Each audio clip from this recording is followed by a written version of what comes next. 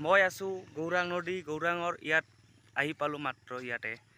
মই ৰাতিপুৱা ঘুমৰ পৰা মাত্ৰ উঠিলোঁ। আজি এতিয়া বাজে 8:26। মই মাত্ৰ উঠিলোঁ ঘুমৰ পৰা। উঠি পিনে মুখ ধুই পিনে ইয়াতে আহিলোঁ গাইছ।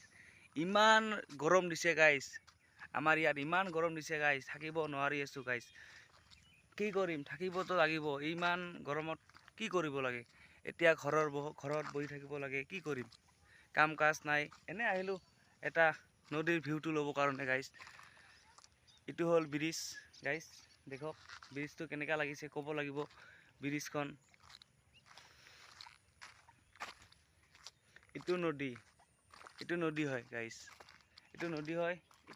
কালি আপোনাক দেখাইছোঁ এইটো অলপ ইমান দূৰ ফকৰ পৰা ব্ৰিজখন দেখাৰ পিছত আপোনালোকক যদি ভাল লাগিছে ক'ব। এবাৰ গৰমত কি কৰিম, আকৌ আহিলোঁ নদীৰ এইফালে বেৰাব, হাৱা লাগে, বতাহ লাগে, এনেকুৱা লাগে।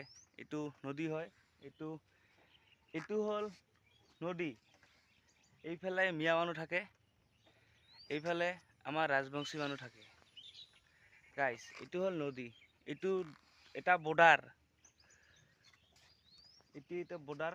এইফালে মিয়া মানুহ থাকে, এইফালে ৰাজবংশী মানুহ থাকে। এইফালে মিয়াবিলাক চব আমাৰ ইয়াত, এইফালে কোকৰাঝাৰ বুলি যোৱা যায়।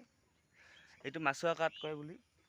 তাৰ ইফালে মানে বজাৰত যায় আৰু বজাৰত বেৰাব যায় আৰু। এইখন নদী, এই নদীত মই আহিলোঁ ব্লগ কৰিবৰ কাৰণে গাইছ। যিটো ভাল লাগিছে এটা কমেণ্ট, এটা লাইক, এটা শ্বেয়াৰ কৰি দিব। ঠিক আছে।